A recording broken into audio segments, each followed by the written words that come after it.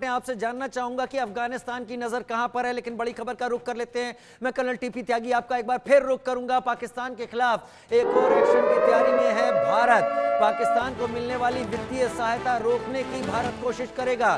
भारत ने वित्तीय सहायता रोकने के लिए एशियन डेवलपमेंट बैंक पर दबाव डाला है, क्योंकि पाकिस्तान अपनी वित्तीय सहायता का बड़ा हिस्सा भारत में आ रहे आतंकवादियों को हथियार देने और उनको कत्ल गारत करने के लिए खर्च करता है। लिहाजा एशियन डेवलपमेंट बैंक को भारत की तरफ से कहा जाएगा कि जब इस पैसे का इस्तेमाल पाकिस्तान अपने डेवलपमेंट के लिए नहीं, भारत में खून खराबे के लिए करता है, तो इस पैसे को देने से हाथ खींच लिए जाएं। और अगर ये भारत करवा लेता है तो पाकिस्तान को घुटनों पर आते देर नहीं लगेगी। पहले ही मूडीज की चेतावनी के बाद IMF भी बहुत जल्द अपनी एक रिव्यू बैठक करने वाला है। कर्नल टीपी त्यागी मेरे साथ इस वक्त जुड़े हुए हैं। कर्नल टीपी त्यागी, पहले तो ये आपने बताया कि मूडीज का असर, मूडीज वो रेटिंग एजेंसी है जो तय करती है कि किसी कंट्री की माली हालत कैसी है और वो कैसा परफॉर्म करेगा, उस बेसिस पे उसे पैसा मिलता है अपने डेवलपमेंट के लिए। लेकिन अगर एशियन डेवलपमेंट बैंक भी भारत के कहने पर पैर पीछे खींचता है, फिर पाकिस्तान की गौरी शाहीन, अब्दाली और ये सारी की सारी मिसाइलें क्या चलने लायक इनके पास फ्यूल रहेगा? बिल्कुल सही कह रहे हैं आप, बिल्कुल सही कह रहे हैं कि ये नहीं रहेगा। और भारत ने दिस इज कॉल्ड कि दुखती रग के ऊपर हाथ रखना। अब इस समय पाकिस्तान जो पिछले ही हफ्ते युद्ध में 7,000 करोड़ रुपए खर्च कर चुका है, यानी कि यूं कहिए कि बहा चुका है, उस पाकिस्तान के बारे में अब भारत ने न केवल एशियन डेवलपमेंट बैंक बल्कि इंटरनेशनल मॉनेटरी फंड और फाइनेंशियल एक्शन टास्क फोर्स, इन सबको अप्रोच किया है कि आपका जो लोन देने का क्राइटेरिया होता है उसमें सबसे पहला पॉइंट होता है लोन रिपेमेंट। अब वो लोन रिपेमेंट तो ये कर नहीं पाते, ये तो लोन रिपे करने के लिए लोन लेते हैं। आप सही कह रहे हैं, 2025 में ही 20 अरब डॉलर के करीब वो रिटर्न भी करना है। 6-7 अरब डॉलर पास में पड़े हुए हैं और जंग लड़ने के लिए बहुत ज्यादा पैर मचल रहे हैं, हाथ मचल रहे हैं।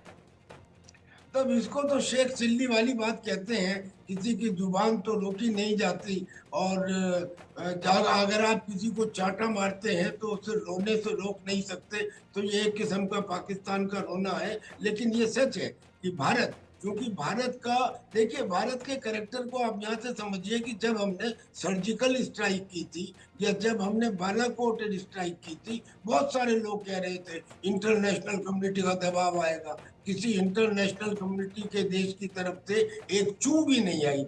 कारण ये था कि वो पाकिस्तान के कैरेक्टर को भी जानते हैं और हिंदुस्तान के कैरेक्टर को भी जानते हैं। हिंदुस्तान की बात की कीमत है। अब अगर हिंदुस्तान एशियन डेवलपमेंट बैंक से, इंटरनेशनल मॉनेटरी फंड से, इनसे ये कहता है कि जो, और इनकी शर्तों में शामिल है कि पाकिस्तान अपने यहाँ टैक्स बढ़ाएगा, अपने यहाँ प्राइवेटाइजेशन करेगा, अपने यहाँ अफसरों का और ऑफिशियल खर्चे को कम करेगा, जो लोन लिया है वो उसको रिपे करेगा, और सबसे बड़ी बात, आतंकी गतिविधियों के अंदर शामिल नहीं होगा। मगर ये तो सर से लेके पैर तक आतंकी गतिविधियों में शामिल है, और अभी तक तो बात ये थी कि शामिल है। अब तो जो सिचुएशन आई है वो पराकाष्ठा है। यानी कि ये जो पहलगाम में हमला हुआ है, ये तो वो जनाब मौलाना मुनीर की तकरीर के ऊपर हुआ है, उसके द्वारा प्लानिंग करके हुआ है। जानकारी मिली है कि उसने बुलाया बाकायदा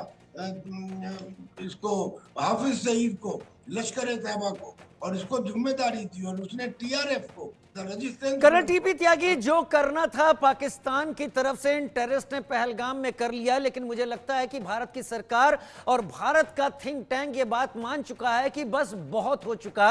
अब हम जो अपने दुश्मन को पहचान नहीं पा रहे थे, क्योंकि हम शायद पहले उलझे हुए थे, हमें हाफिज सईद और मसूद अजहर बड़े दुश्मन लग रहे थे, लेकिन शायद भारत अब ये मान गया है कि ये छोटे मोरे हैं, असल दुश्मन तो Pakistan army clubbed with ISI है। Absolutely correct, absolutely correct. क्योंकि जितने, अच्छा इसके अंदर शक ये कहां से हुआ जब तहुवर राणा को यहाँ लाया गया, वो एक बड़ी मुश्किल प्रॉब्लम थी, लेकिन जब यहाँ लाया गया, जब मेजर अली का नाम, मेजर इकबाल का नाम और ये हाशिम मूसा का नाम, और ये पता लगा कि साहब ये तो बाकायदा उनके मेडिकल कोर के एक डॉक्टर थे, ये साहब वहाँ उनके पैराट्रूपर थे जो पाकिस्तान की आईएसआई के अंदर बाकायदा फौजी ऑफिसर्स रहे हैं, वो आतंकी हैं। तो फिर पता लगा कि फिर आतंकियों का आका कौन है? आका यानी कि आईएसआई है। आईएसआई जो है पाकिस्तान आर्मी के अंदर आती है, यानी कि पाकिस्तानी आर्मी है। तो फिर मोदी जी ने सही कहा कि जमीन के इस कोने से उस कोने तक आतंकी और आतंकी के आकाओं को धूल में मिला दिया जाएगा, यानी कि ये समय आ चुका है। और थोड़ा जो इंतजार है वो भी समझिए सर, देखिए किसी देश की कोई सेना 24 घंटे हमेशा के लिए युद्ध के लिए तैयार नहीं रहती। उससे तैयार रहते टाइम न केवल अपने जवान और अपने हथियारों को देखना होता है, बल्कि ये भी देखना होता है, खासतौर से पाकिस्तान के रेफरेंस में, कि कम से कम 20 दिन का हमारे पास वार वेस्टेज रिजर्व है। पाकिस्तान के पास तो 3 दिन का नहीं है सर, तो हमको थोड़ी तैयारी करनी है। 1971 में भी वार को 6 महीने इसलिए जनरल मानेकशॉ ने टाल दिया था क्योंकि वो वार वेस्टेज रिजर्व को या रिजर्व स्ट्रेंथ को या अपनी ऑर्डिनेंस फैक्ट्रीज की डिफेंस प्रोडक्शन को बढ़ाना चाहते थे।